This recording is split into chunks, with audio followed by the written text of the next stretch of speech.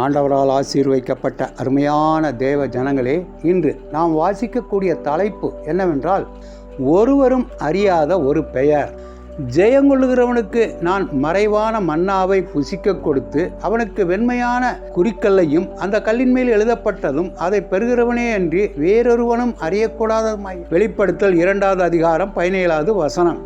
அமெரிக்க நற்செய்தியாளர் ஒருவர் சீனாவிலிருந்து புறப்படும் போது ஹாங்காங்கில் இருந்த ஒரு பழைய கடையிலிருந்து மணிச்சரம் ஒன்றை $30 வாங்கினார். அவர் சான் பிரான்சிஸ்கோவுக்கு வந்ததும் அதை புதுப்பிப்பதற்காக நகை கடைக்கு கொண்டு சென்றார். நகையை பார்த்த கடைக்காரர் அதன் விலையை பற்றி நற்செய்தியாளரிடம் கேட்டார். $30 வாங்கினதாக சொன்னார் நற்செய்தியாளர். இதற்கு நான் $300 தருகிறேன் என்று கடைக்காரர் கூறினார். இல்லை, அந்த விலைக்கு தர முடியாது என்றார் நற்செய்தியாளர். அப்படியானால் $500 தருகிறேன் என்றார் கடைக்காரர். ஆனால் நற்செய்தியாளர் கொடுக்கவில்லை.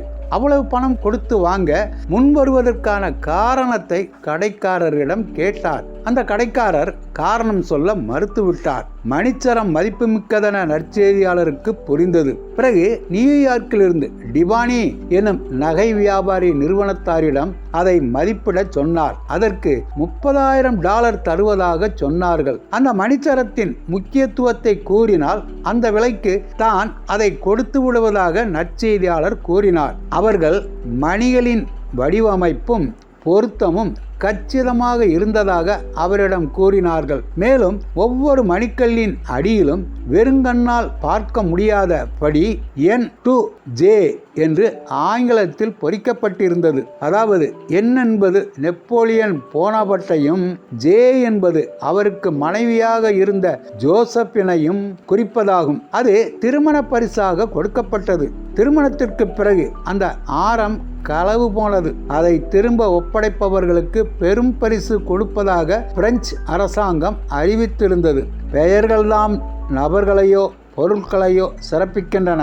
வேதாகம காலங்களில் பெரும்பாலும் தனிநபர்களின் குண நலன்களுக்கேற்ப பெயர் வைக்கப்பட்டது. யாக்கோபு என்றால் குதிங்காலை பிடிக்கிறவர் என்று அர்த்தம். ஏனென்றால் இரட்டை குழந்தைகளில் ஒருவராக பிறந்தபோது தன் சகோதரனின் குதிங்காலை பிடித்தவாறே பிறந்தார். பிறகு தூதனானவரிடம் போராடின பிறகு இஸ்ரவேல் என்று அவருக்கு பெயர் வைக்கப்பட்டது.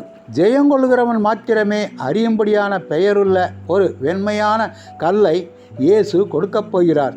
ஒவ்வொருவரும் ஜெயங்கொண்ட விதத்தை அவரவர் தவிர வேறு எவரும் அறிந்திராத அனுபவத்தை பிரதிபலிப்பதாக அந்த கல் இருக்கும். ஜெயங்கொள்ளுகிறவனுக்காக பரிசை பெறும்போது உங்களுடைய புது பெயர் என்னவாக இருக்கும்? என்ன பெயர் வேண்டுமென இங்கேயே நீங்கள் தீர்மானிக்கலாம். ஆண்டவர் தாமே நம் அனைவரையும் ஆசீர்வதிப்பாராக. ஆமேன்.